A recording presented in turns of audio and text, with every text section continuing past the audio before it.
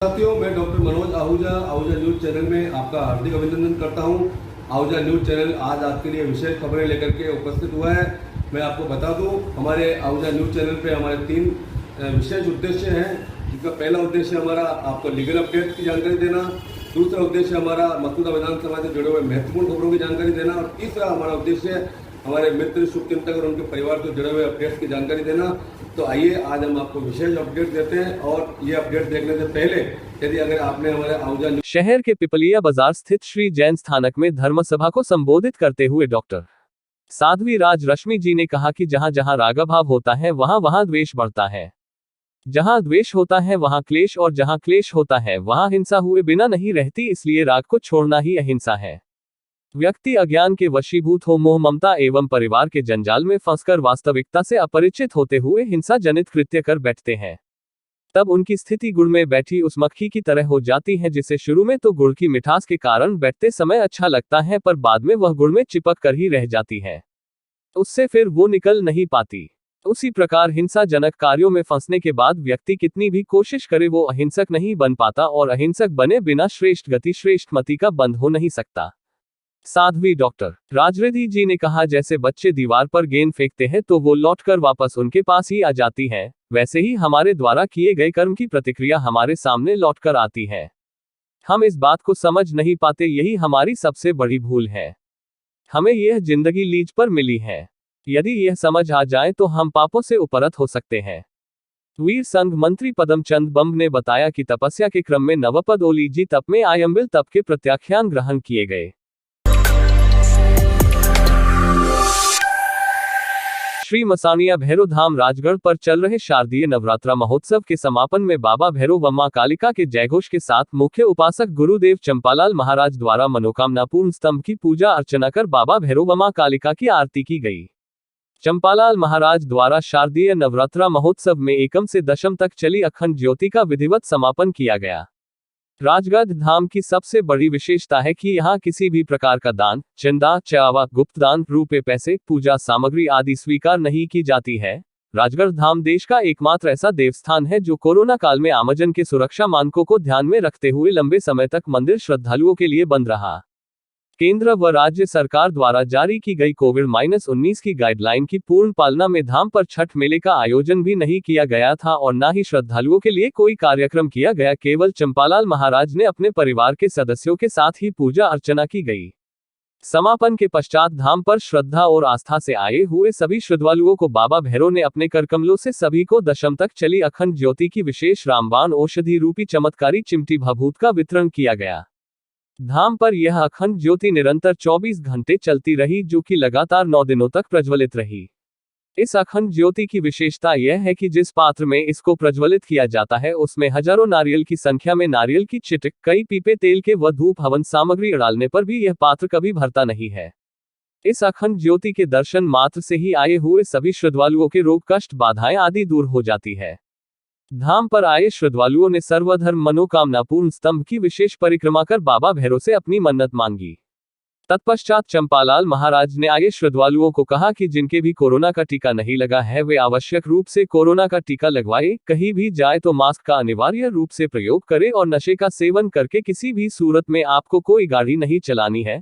दुपहिया वाहन चलाते समय हेलमेट अवश्य लगाए, कार चलाते समय सीट बेल्ट भी लगाए। साथ ही हमारे प्रदेश को प्लास्टिक मुक्त प्रदेश बनाने का आह्वान किया। उन्होंने कहा कि प्लास्टिक धरती माँ व जीव जंतुओं के विनाश का कारण है। धरती माँ को बंजर बनाने में प्लास्टिक ही मुख्य कारण है। उन्होंने कहा कि हम सबको मिलकर मृत्यु भोज पर पूर्णतया प्रतिबंध लगाने के लिए आज से ही प्रतिज्ञाबद्ध होना है। आज से सभी मिलकर शपथ लेते हैं कि मृत्यु भोज ना करेंगे और ना ही किसी को करने देंगे। इस बाबत सभी लोगों को अधिक से अधिक लोगों को जागरूक करेंगे। साथ ही आर्थिक मंदी के दौर में फिजूल खर्ची की रोकथाम के लिए अधिक से अधिक सामूहिक विवाह सम्मेलन करवाने हेतु शपथ दिलाई। उन्होंने सभी श्रद्धालुओं को नशामुक्त होने का भी आह्वान किया। उन्होंने श्रद्धालुओं से अपने दोनों हाथ ऊपर उठाकर नशामुक्त होने का संकल्प दिलाया।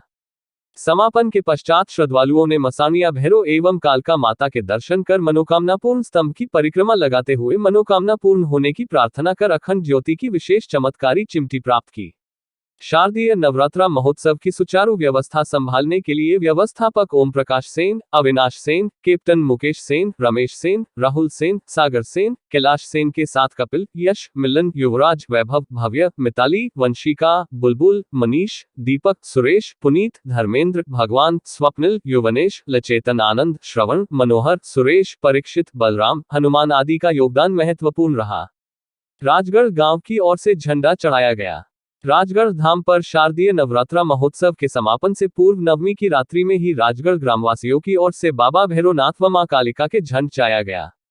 झंडा रात्रि 8 बजे ग्राम राजगढ़ सदर बाजार से प्रारंभ होकर डीजे की धुन पर नाचते गाते झूमते हुए चक्की वाले बाबा के मंदिर पर धोख लगाए, फिर वहीं से जुलूस के रूप में ग्रामवासी नाचते गाते मुख्य मंदिर सर्वधर्म मनोकामना पूर्ण स्तंभ पर चल रही अखंड ज्योति स्थल पर 10:30 बजे पहुंचा। ग्रामवासियों की ओर से मुख्य उपासक चंपालाल महाराज का शाफा व शॉल ओढ़ाकर भव्य स्वागत किया गया। धाम पर समापन के दौरान भजन संध्या का भी आयोजन हुआ, जिसमें भजन गायक ज्योति सैनी, कृष्ण गोपाल व नरेश दगदी द्वारा भैरवनाथ और मां कालिका के मधुर भजनों की प्रस्तुतियां दी। कलाकारों ने भजनों के माध्यम से श्रद्धालुओं को मंत्रमुग्ध कर दिया।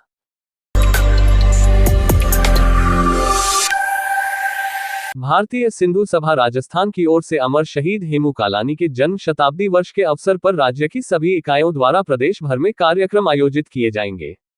वहीं सिंधी पंचायतों का राज्य स्तरीय मुखी सम्मेलन भीलवाड़ा के हरिशिवा धाम में 18 व 19 दिसंबर को आयोजित होगा। इसके लिए अभी से तैयारियां प्रारंभ कर दी है। भीलवाड़ा के सिंधु नगर में स्थित संत कंवरराम धर्मशाला में हुई बैठक में इस आशय का निर्णय लिया गया। बैठक में जिले भर से आए सिंधु भाषी लोगों ने सिंधु भाषा व संस्कृति को बढ़ावा देने पर चर्चा की। बैठक का शुभारंभ अतिथियों द्वारा झूलेलाल भगवान, मां भारती व अमर शहीद हेमू कालानी के छायाचित्र पर दीप प्रज्वलित व माल्यार्पण कर किया गया। बैठक में यह जानकारी भारतीय सिंधु सभा के प्रदेशाध्यक्ष मोहनलाल वाधवानी ने देते हुए कहा कि अखंड भारत का सिंधु प्रदेश स्वतंत्रता आंदोलन में सबसे प्रभावी प्रदेश था। इस दौरान उन्होंने सिंध के गौरवशाली इतिहास की जानकारी विद्यार्थियों को देने की बात कही। इस अवसर पर सभा के प्रदेश महामंत्री ईश्वर मोरवानी ने कहा कि अमर शहीद हेमू कालानी के जन्म शताब्दी वर्ष का शुभारंभ सिंधुपति राजा दाहिर सेन स्मारक अजमेर से 23 मार्च 22 को किया जाएगा। बाद में वर्ष पर्यंत कार्यक्रम प्रदेश भर में होंगे। उन्होंने बताया कि वर्ष पर्यंत चलने वाले राज्य स्तरीय कार्यक्रमों का समापन समारोह 23 मार्च 2023 को जयपुर में आयोजित होगा। उन्होंने बताया कि प्रदेश स्तर पर जन्म शताब्दी आयोजन समिति का गठन कर यह कार्यक्रम आयोजित किए जाएंगे। सभा के जयपुर जिला मंत्री मूलचंद बसंतानी ने बताया कि राष्ट्रीय सिंधी भाषा ज्ञान प्रतियोगिता के लिए पंजीयन वर्तमान में चालू है, जिसमें 31 अक्टूबर 21 तक पंजीयन करवा सकते हैं। उन्होंने बताया कि प्रतियोगिता में 10 वर्ष से 60 वर्ष तक के समाजबंधु शामिल हो सकते हैं। ऑनलाइन आयोजित होने वाली इस प्रतियोगिता के विजेताओं को पुरस्कृत किया जाएगा। उन्होंने बताया कि प्रतियोगिता का प्रश्न पत्र ऑब्जेक्टिव टाइप देवनागरी लिपि में होगा। भारतीय सिंधु सभा के संभाग प्रभारी वीरूमल पुरुसानी ने भीलवाड़ा जिले में सभा की गठित कार्यकारिणियों का परिचय कराते हुए पिछले 6 सालों में हुई गतिविधियों की जानकारी रखी। उन्होंने बताया कि भीलवाड़ा में आज महानगर इकाई सहित 4 मंडल गठित है।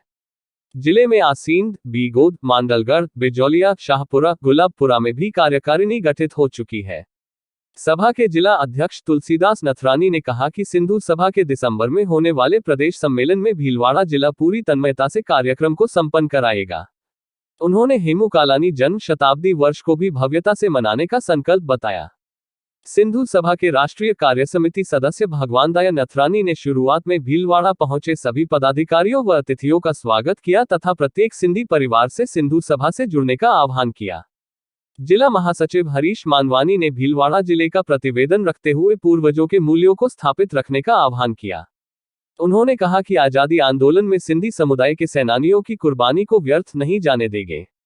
सिंधु सभा के राष्ट्रीय मंत्री एवं प्रदेश प्रभारी महेंद्र तीर्थानी ने सिंधु नरेश राजा दाहिर सेन की मूर्ति प्रदेश के सिंधी बाहुल्य शहरों में स्थापित कराने की मांग उठाते हुए कहा कि सिंधु सभ्यता की वाहक भारतीय सिंधु सभा सिंधी बाहुल्य क्षेत्रों महाराष्ट्र, गुजरात, राजस्थान, मध्य प्रदेश, छत्तीसगढ़, दिल्ली सहित अन्य प्रांतों में सिंधु सभ्यता के प्रचार प्रसार की दिशा में कार्य कर रही है। तीर्थानी ने संगठन के पदाधिकारियों को अधिक समाजव्यापी कार्य करने की प्रेरणा देते हुए उनका उत्साहवर्धन किया और सक्रियता के साथ समाज में संस्कारों के निर्माण का आह्वान किया। उन्होंने संपूर्ण मानव समाज के प्रति समर्पण भाव से कार्य करने की बात कही। उन्होंने कहा कि इस वर्ष देश की आजादी को 75 वर्ष पूरे होने जा रहे हैं। देश की आजादी में सिंध के योगदान को कभी भुलाया नहीं जा सकता है। सिंध के बिना हिंद हमेशा अधूरा है। जल्द ही सिंध मिलकर भारत अखंड बनेगा। तीर्थानी ने कहा कि सिंधी भाषा की समृद्धि के लिए प्रयास किए जाने की जरूरत है। इसके लिए हमारी आपसी बातचीत में ज्यादा से ज्यादा सिंधी भाषा का उपयोग करें। हमारी पुरानी पीढ़ी ने समृद्ध सारी विरासत छोड़ी है, उसी के पद चिन्हों पर अब नई पीढ़ी को चलना होगा। राष्ट्रीय मंत्री महेंद्र कुमार तीर्थानी ने सिंधु महाकुंभ जयपुर में पारित प्रस्तावों में केंद्र सरकार के समक्ष रखी 5 मांगों की प्रगति की समीक्षा करते हुए कहा कि देश में सिंधी विश्वविद्यालय चेटीचंड पर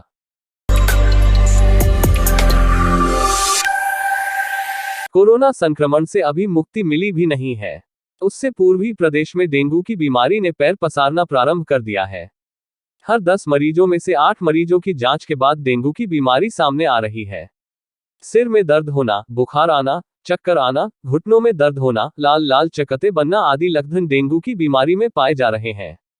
सरकारी अस्पतालों में डेंगू के मरीजों की तादाद बढ़ती जा रही है। ऐसे में एलोपैथी के साथ साथ होम्योपैथी दवाई भी बाजार में आ चुकी है। केकड़ी के प्रसिद्ध होम्योपैथिक चिकित्सक डॉक्टर मुकेश माथुर से हुई मुलाकात के दौरान उन्होंने बताया कि डेंगू की बीमारी से डरने की जरूरत नहीं है। उन्होंने सुरक्षात्मक उपायों के साथ साथ डेंगू की बीमारी के संबंध में कारगर साबित होने वाली दवाई की जानकारी देते हुए बताया कि मात्र 3 दिन की दवाई से डेंगू की बीमारी से छुटकारा पाया जा सकता है। प्रसिद्ध होम्योपैथिक चिकित्सक डॉक्टर मुकेश माथुर पथरी रोग के विशेषज्ञ भी हैं।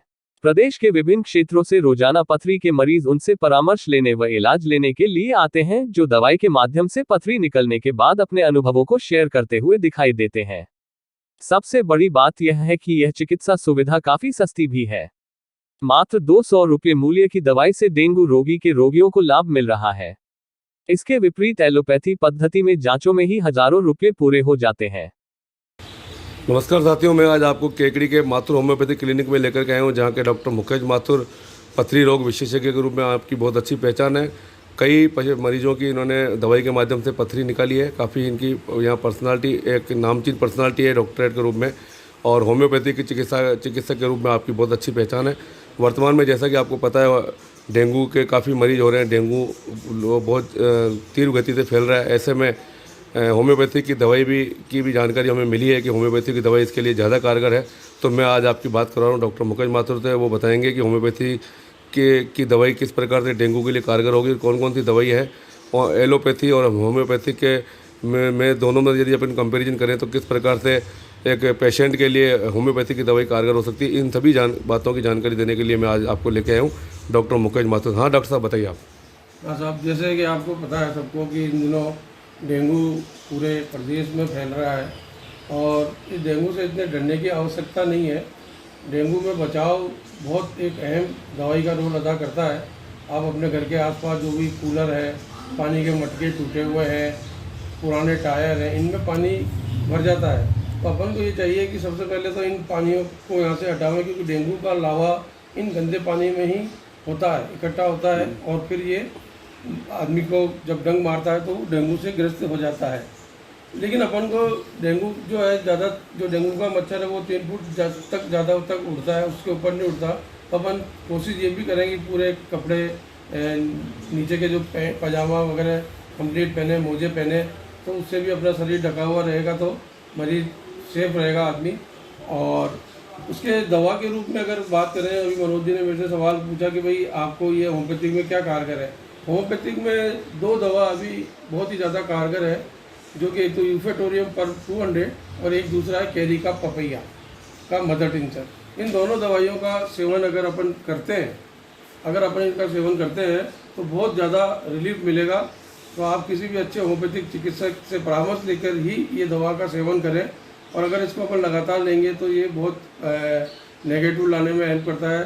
और एलोपैथिक दवा अपनी जगह कारगर है, हर साइंस अपनी जगह सफल होती है, लेकिन होम्योपैथिक दवा भी इसमें बहुत ज़्यादा कारगर है।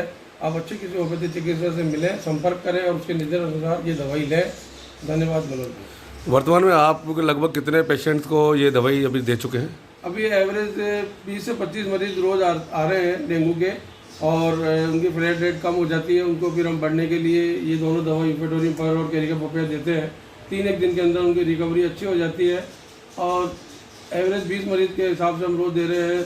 अब तक 400-500 मरीज़ हम दे चुके हैं। आसपास गाँवों में भी है, मैं सरवाड़ भी बैठता हूँ, सरवाड़ के पेशेंट भी आते हैं। इस मिला के सब तरफ से ये इलाज चल रहा है और हम कोशिश करते हैं कि हम सबकी सहायता करें और सबका भला हो सके। धन्यवाद।